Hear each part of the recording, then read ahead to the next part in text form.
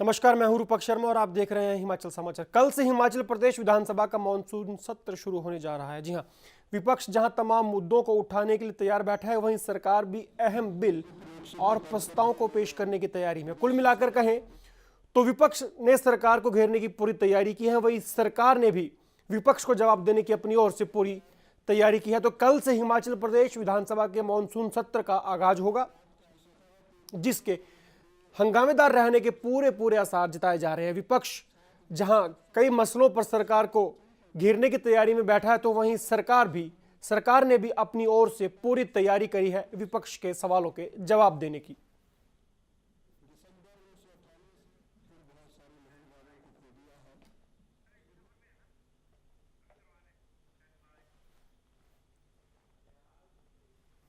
वहीं पार्वती प्रोजेक्ट के विस्थापितों का मुद्दा कल से राज्य विधानसभा के सत्र में गूंजने वाला है। जी हां, जिला कुल्लू में निर्माणाधीन पार्वती प्रोजेक्ट में अपनी जमीन खोने वाले विस्थापितों की लड़ाई के साथ देने का वादा कर चुकी राज्य की विपक्षी भाजपा पार्टी इस मामले को लेकर सरकार को घेरने का खाका तैयार कर चुकी है और सरकार की मुश्किलें सत्र के दौरान बढ़ा सकती हैं। कुल्लू जिला भाजपा अध्यक्ष और मनाली से विधायक गोविंद ठाकुर ने विस्थापितों को भरोसा दिलाया है कि पहले दिन वो इस मसले को विधानसभा में उठाएंगे। इतना ही नहीं, गोविंद ठाकुर ने विस्थापितों को भरोसा दिलाते हुए कहा कि भाजपा इसे लेकर ध्यानाकर्षण प्रस्ताव लाएगी और 1 घंटे तक विशेष बहस करवाएगी। लिहाजा पार्वती प्रोजेक्ट कार्यालयों के बाहर स्थायी नौकरी की मांग को लेकर जिला कुल्लू के विस्थापित निगम प्रबंधन के खिलाफ मोर्चा खोले हुए हैं और 1 माह से बैठे हुए हैं। तो दूसरी ओर राज्य की सत्तारूढ़ और विपक्षी पार्टियां विधानसभा में इस मामले को लेकर माहौल गरमाएंगी।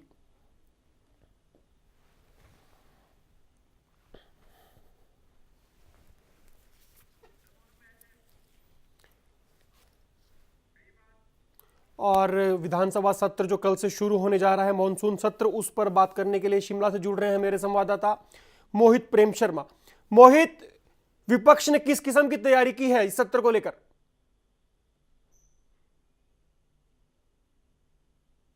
रूपक, और इस दौरान जो है मानसून सत्र कल से शुरू हो जाएगा। इसमें सबसे पहले मैं बताऊंगा, एक सबसे खास बात यह होगी कि इस बार ई विधान प्रणाली जो है वो लागू हो जाएगी। देश की पहली विधानसभा बनने का गौरव हासिल होगा हिमाचल प्रदेश विधानसभा को। और साथ ही जो विपक्ष का मुद्दे रहेंगे वो बदला और बदली की भावना से जो काम कर रही है, इस तरह के कयास लगाए जा रहे हैं कि विपक्ष जो है वो इन बातों को बीच में रखेगा। जिस तरह से विजिलेंस इंक्वायरी जो है वो चलती आ रही हैं अब बड़े नेताओं पर, भारतीय जनता पार्टी के पूर्व मुख्यमंत्री प्रेम कुमार धूमल और उनके पुत्रों पर भी, और साथ साथ जो अधिकारी हैं उन पर भी, तो ये मुद्दे जो हैं ये भी छाए रहेंगे इस दौरान। इस तरह के कयास लगाए जा रहे हैं। और जहां पर पक्ष की बात है ऊपर, तो कई महत्वपूर्ण विधेयक जो हैं इस बार सभा पटल पर रखे जाएंगे, सदन में रखे जाएंगे। और इनमें जो है वो लोकायुक्त विधेयक भी शामिल है और माना जा रहा है कि इसे इस बार पास किया जा सकता है। इसके अलावा जो है वो कई और मुद्दे भी जो है वो रहेंगे सदन में। और अब देखना होगा कि जो जनता है उसके हित में किस तरह के इस बार फैसले लिए जाते हैं। रूपक, सरकार की तरफ से किस तरह की तैयारी की गई है विपक्ष को जवाब देने की?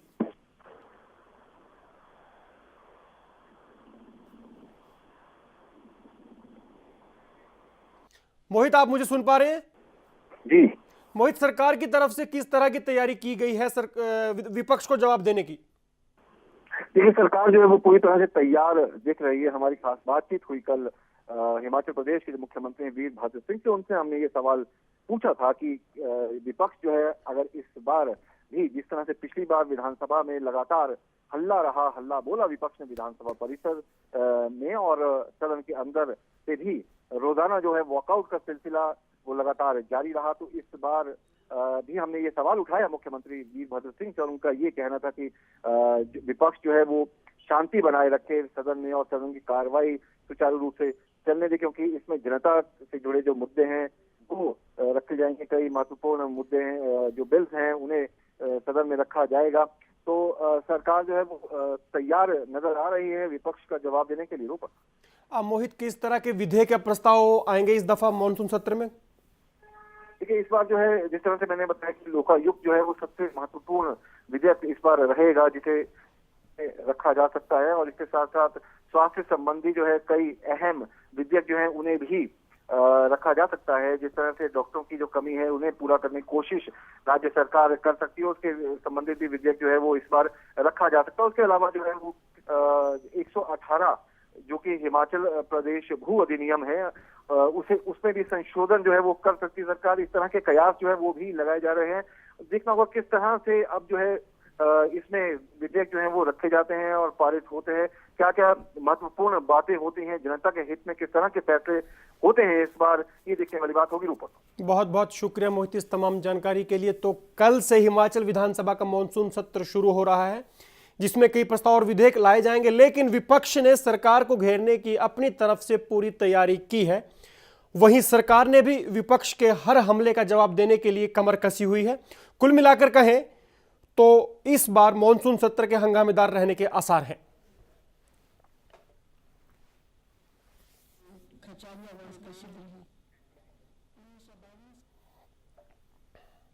वहीं लोकपाल विधेयक के लिए गठित विधानसभा की सिलेक्ट कमेटी ने अंतिम रिपोर्ट तैयार कर दी है। सूत्रों के मुताबिक हिमाचल का लोकपाल 1 सदस्यीय हो सकता है। कल से शुरू होने जा रहे विधानसभा मॉनसून सत्र के दौरान अब इस विधेयक को पारित करने के लिए पेश किया जा सकता है। सूत्रों के मुताबिक बैठक में स्पेशल कोर्ट्स की आवश्यकता पर जोर नहीं दिया गया है। इसके पीछे तर्क दिया जा रहा है कि जब वन अदालतों का गठन किया गया है तो ऐसे में स्पेशल कोर्ट्स की आवश्यकता नहीं है। समिति ने सरकार से जो रिपोर्ट मांगी थी उसके विवरण पर भी सोमवार को चर्चा हुई है।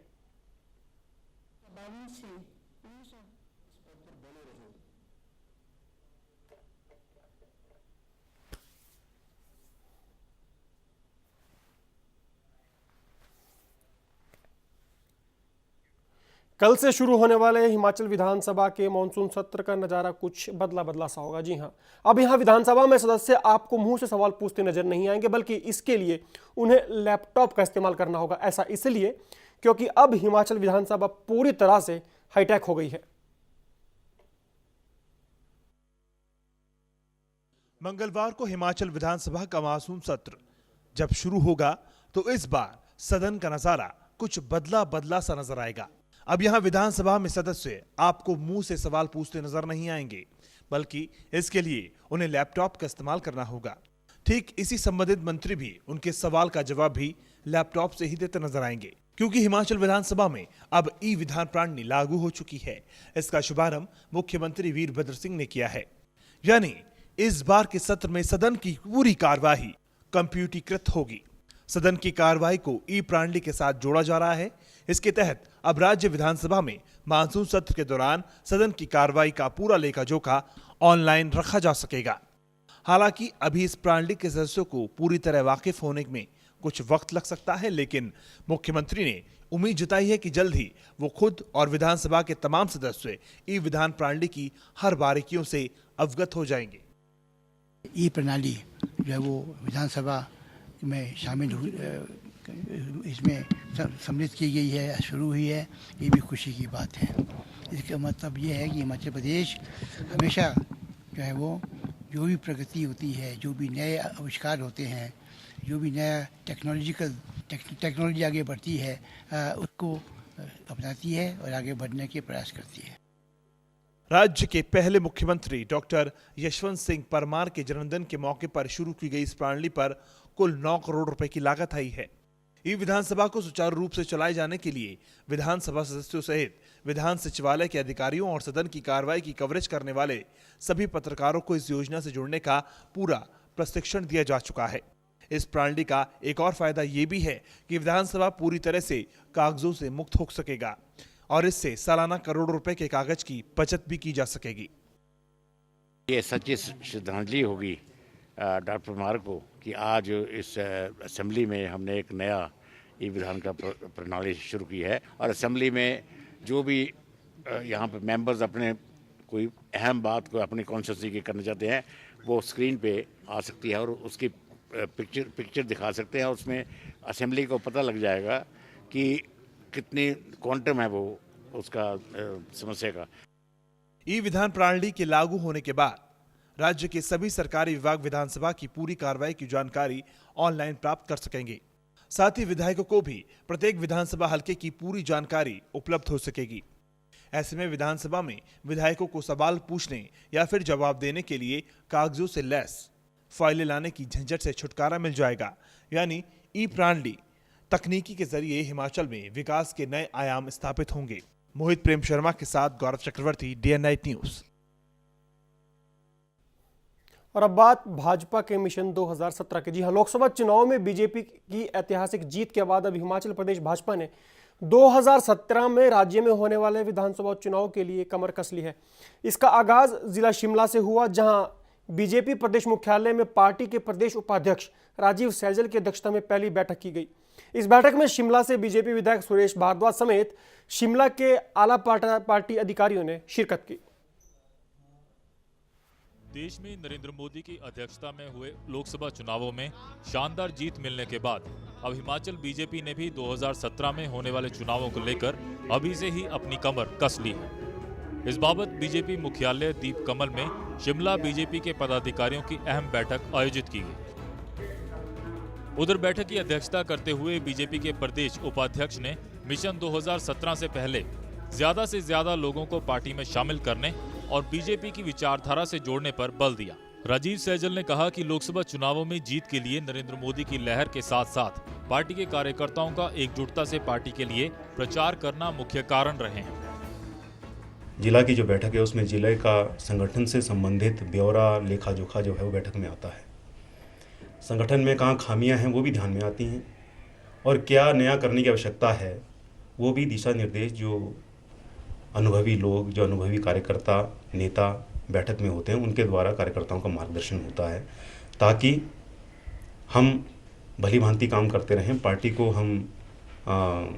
को जो है पार्टी का जनाधार जो है वो हम बढ़ाते रहें, क्योंकि जनाधार पार्टी का बढ़ेगा तभी पार्टी का अस्तित्व रहेगा और एक राजनीतिक दल के नाते हम जो है सफल होते रहेंगे। बैठक के दौरान आगामी विधानसभा चुनाव जीतने के लिए तैयार की जाने वाली रणनीति पर भी विस्तार पूर्वक चर्चा की गई। बैठक में मौजूद पदाधिकारियों ने अपने अपने सुझाव भी साझा किए।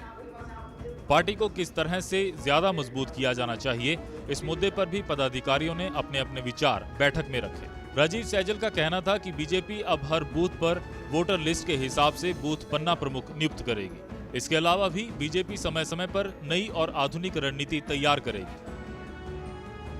संगठन को दुरुस्त बनाने के लिए, चाक चौबंद करने के लिए कुछ सूत्र जो है वो दिए जाएंगे। हमारा बूथ जो है वो मजबूत हो। अब पार्टी का जो फोकस है वो कुल मिला करके हमारा जो ध्यान का बिंदु है, हमारा जो सारा कंसंट्रेशन है, हमारी जो सारी एकाग्रता है वो बूथ पर रहने वाली है। और अगर बूथ जीता तो चुनाव जीता। भाजपा 2017 में राज्य में होने वाले विधानसभा चुनाव की तैयारी को देखकर लगता है कि वो कोई कोर कसर नहीं छोड़ना चाहती। खासकर उन कमियों को वो दोहराने की गलती जरा भी नहीं करना चाहेगी, जिसके चलते उसे 2012 के विधानसभा चुनाव में हार का सामना करना पड़ा था। शिमला से कैमरामैन राजेश कुमार और मोहित प्रेम शर्मा के साथ अमित कुमार, DN9 न्यूज। प्रदेश में भाजपा और कांग्रेस के नेताओं के बीच में आरोप प्रत्यारोप का दौर जारी है। हमीरपुर में प्रदूषण नियंत्रण बोर्ड के सदस्य और मंडी उपज समिति चेयरमैन प्रेम कौशल ने पत्रकारों से बातचीत के दौरान यहां तक कह डाला कि प्रदेश में भाजपा दो हिस्सों में बंट चुकी है और यही वजह है कि आज तक केंद्र में हिमाचल से कोई भी मंत्री नहीं बन पाया है।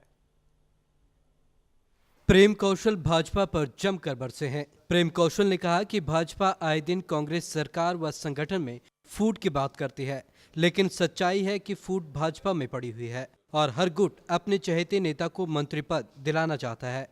उन्होंने कहा कि प्रदेश की जनता द्वारा लोकसभा चुनावों में भारी समर्थन देने के बावजूद आज तक कोई मंत्री नहीं बन पाया है। यह उनकी आपसी लड़ाई को दर्शाता है। वहीं भाजपा द्वारा मुख्यमंत्री वीरभद्र सिंह पर नेताओं को धमकी देने के आरोप पर प्रेम कौशल ने पलटवार करते हुए कहा कि जब से लोकसभा चुनाव शुरू हुए थे तब से लेकर भाजपा पार्टी ही धमकियां देने का काम कर रही है। उन्होंने कहा कि पहले चुनावों के दौरान भाजपा ने सत्ता में आते ही प्रदेश कांग्रेस को बर्खास्त करना और अब आए दिन सीएम की सीबीआई जांच मामले में धमकियां देना शुरू किया है। वीरभद्र सिंह धमकियां दे रहे हैं, इस बात में ना कोई सच्चाई है ना कोई तथ्य है। वीरभद्र सिंह की लोकतंत्र में गहरी आस्था है और पक्ष विपक्ष के सभी नेताओं का माननीय वीरभद्र सिंह जी आदर करते हैं, सम्मान करते हैं।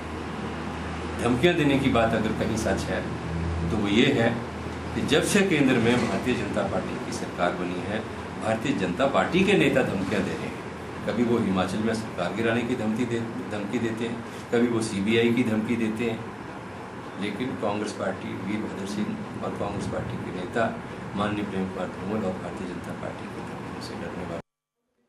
प्रदेश में लगातार भाजपा और कांग्रेस नेताओं के बीच आरोप प्रत्यारोप का दौर लगातार जारी है और विधानसभा सत्र की शुरुआत से पहले राजनीति गर्मा गई है।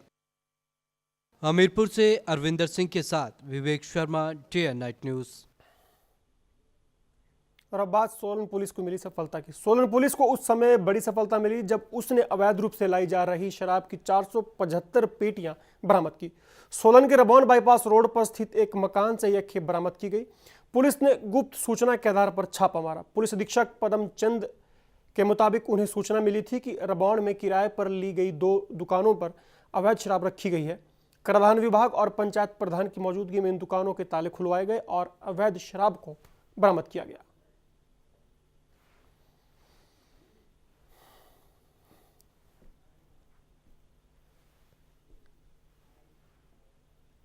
ये जो सूचना है हमारे सोलन ज़िला के SIU वालों को प्राप्त हुई थी और फर्दर इसे डेवलप किया गया और जिस पे हमने रेड किया तो रेड में हमें करीब 475 पेटियां ये देसी शराब है, संतरा और अंगूरी की बरामद हुई है, जिसे कब्जा पुलिस में लिया गया है और इसमें मामला दर्ज कर लिया गया है और छानबीन जारी है।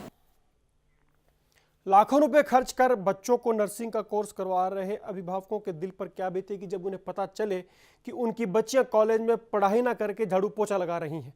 कुछ ऐसा ही हमीरपुर शहर के करीब 2 किलोमीटर की दूर एक निजी नर्सिंग कॉलेज में पिछले कुछ दिनों से देखने में आया, जहां पर छात्राओं से काम करवाया जा रहा था। जब मीडिया कर्मियों की टीम ने वहां पर छापा मारा तो कॉलेज प्रशासन में हड़कंप मच गया।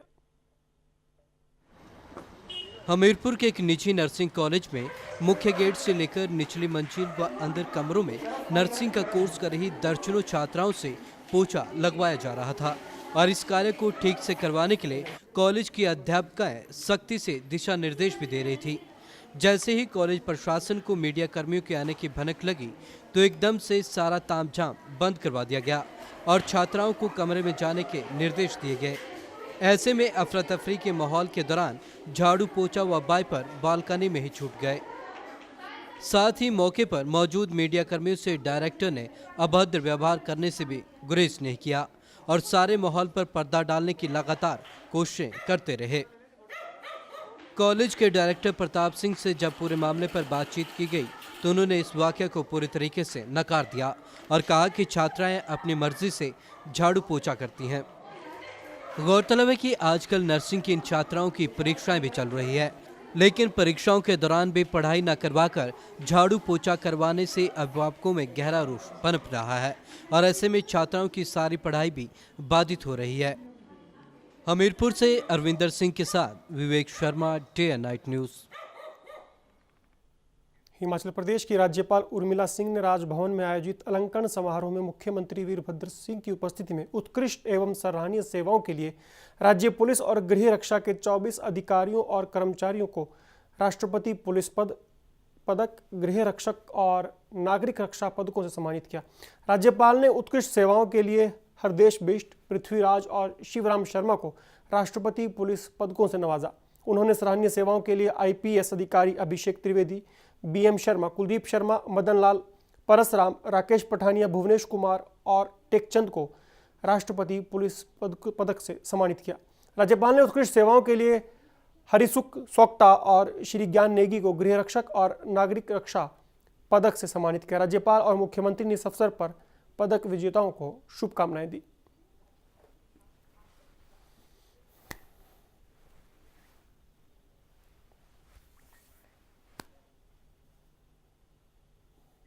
तो हिमाचल समाचार में आज बस इतना ही, लेकिन आपसे कल फिर होगी मुलाकात। तब तक दीजिए इजाजत। नमस्कार। खबरों की दुनिया में आइए, हमारे साथ कहीं भी और कभी भी जुड़िए। हम मिलेंगे फेसबुक पर, हम दिखेंगे YouTube पर, हमें फॉलो कीजिए ट्विटर पर। खबरों के साथ बने रहिए रात दिन।